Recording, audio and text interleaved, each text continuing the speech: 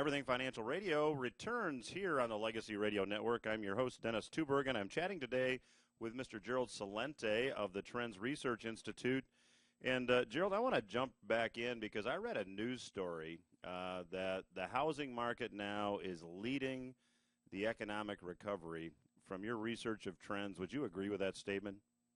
Well, yes, but it's not a real one in the sense that we have interest rates at 65-year lows. That's the only reason people are buying homes. It's not that our economy is booming and there's a housing boom on the horizon. It's very tepid at best the way it's going now. And when you look at the financial reports coming out of the banks, mortgages and lending are way down. They're way below what they had expected.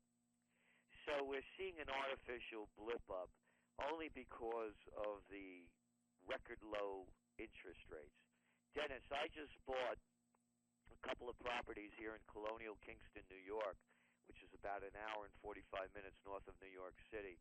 It's the most historic corner in the United States, the only place on each corner where there's a pre-revolutionary stone building. One of them is a museum, and I just bought the other three, because this is where the first American Revolution had much of its roots, and I would love to see the second one. Of course, not of bombs and armies and bullets, but of heart, mind, and spirit. Having said that, I got a residential loan. One of the buildings is residential, stone building, the Dr. Jansen House, for 2.875%. I got commercial loans at 3.25%. This is unheard of. So this is what's keeping the market going as I'm seeing it. Once interest rates go up, this thing goes back on down. Gerald, you mentioned revolution, and it spurred a thought. When you look at the saber rattling going on with North Korea currently, you have geopolitical tensions in the Middle East. What is your trends forecast for some of these rather sobering and frightening events that are occurring? We're on the cusp of World War III, as I see it. We're showing a parallel to the past. You had the crash of 1929, the Great Depression, currency wars, trade wars, World War. The Panic of '08, a Great Depression. There's a Great Depression going on around the world. And it's not so dandy here in the United States when you look at statistics such as John Williams' shadow stats. There's a depression going on for a lot of people here. The jobs that have been created are all low-paying jobs. The jobs that were lost during the panic and the recession are all middle-income paying jobs. Those are facts. You have currency wars going on and trade wars heating up. You have war in Libya, war in Syria. You have war in Yemen. You have war in Bahrain. You have a civil war going on still in Egypt. You have one in Tunisia. You have social unrest throughout Europe, Spain, Portugal, Greece. Massive demonstrations that are not being reported in the United States as we focus mostly on gay marriage, and anything else they could divert our attention from. So that's the way we see it shaping up. And the thing that upsets me the most as a trend forecaster, you mentioned about Korea. They've never talked about the sanctions that they have on Korea. What are we doing over there? What's America doing anywhere other than being at home?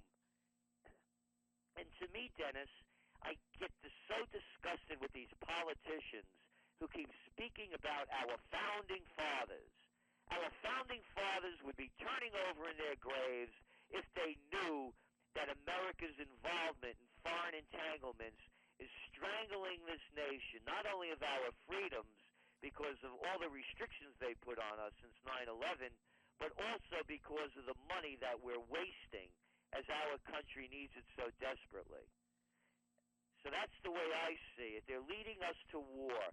They lost Iraq, they lost Afghanistan, and now they're going into pivot Asia. Who can make this stuff up? Gerald, you mentioned the trend of attention diversion, to use that term, and this maybe 10 days or so before this interview airs, the Senate just voted down a background check resolution relating to gun control. Do you have a trend forecast for the whole gun control movement and stricter gun laws? time there's going to be anything that they could use to take our rights away from it, they'll use it. When you look at this whole gun control issue, what are the background checks, this check, that check, 7 bullets in a magazine? I mean, who makes this stuff up? You look at all of these crazy people that committed these atrocities, every one of them's been on psychotropic drugs. Every one of them, and they will not release the details of the medical history of this sick kid, Adam Lanza, from Sandy Hook, where all this happened. Why won't they release it? I'll tell you why they won't release it. Turn on the prostitute news on the Cartoon News Network, on CNBC, CBS, ABC, MSNBC.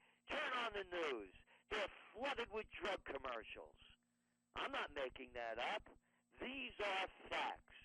So, of course, it's a diversion. And to me, just like the tragedy that happened in Boston, they're going to use it to take more of our rights away.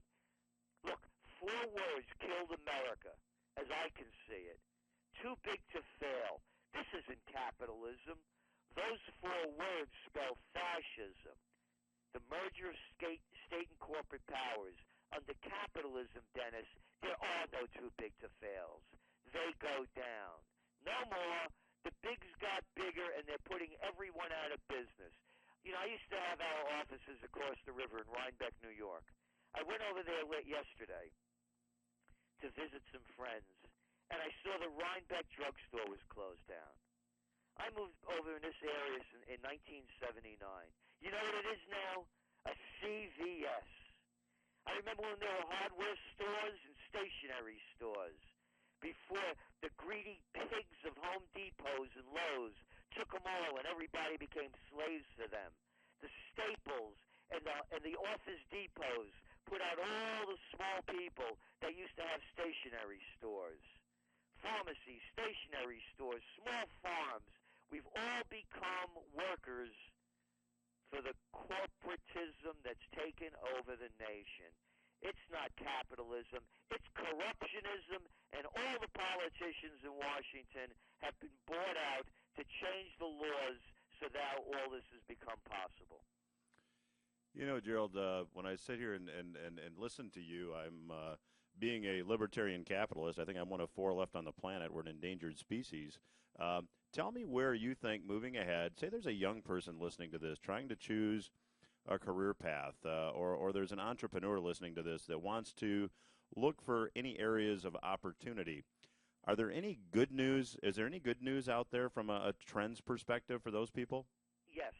You're going to start seeing a lot of small cities really start to rejuvenate.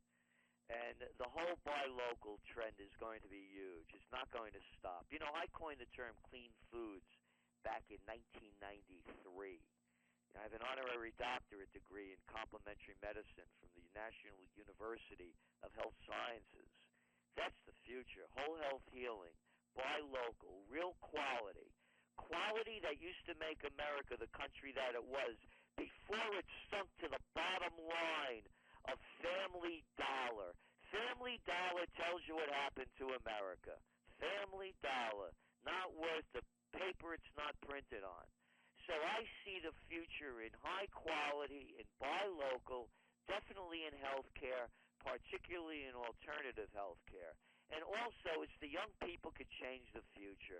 It doesn't have to be like this. It's time for a renaissance. One happened after the Black Plague wiped out 60% of Europe. One could happen again. We could go back to what were the great things about this country and push it forward. And the young people have the knowledge. What they need is the spirit to make it happen. And as I said, anything having to do with quality to me is the future.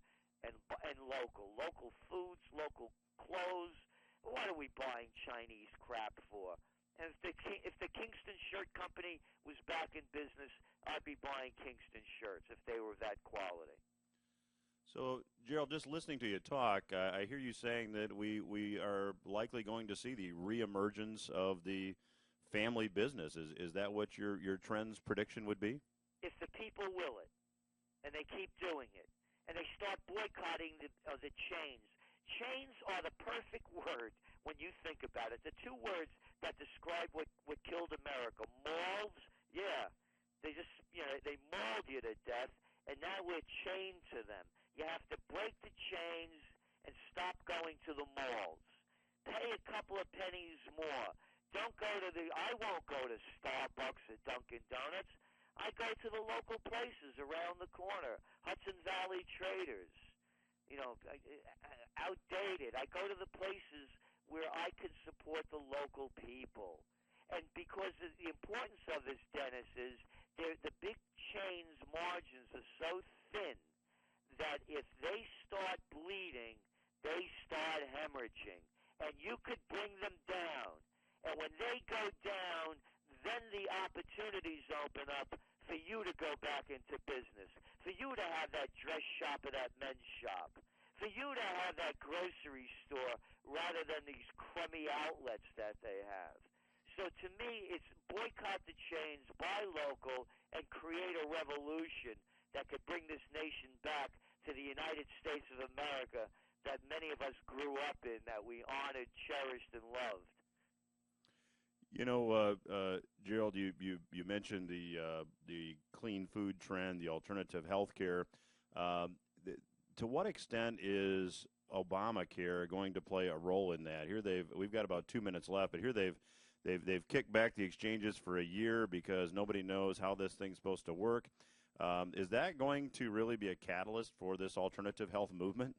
I don't think that'll be the catalyst. It will in one sense because it will force more people to learn how to take care of themselves before they get to levels of illness that they didn't have to reach if they just ate healthy and exercised and had a clearer mind.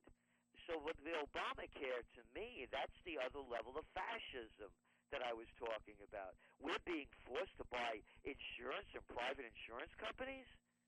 I mean, the Eisenhowers, the Madisons, the Jeffersons, they'd be turning in their grave if they knew what was going on.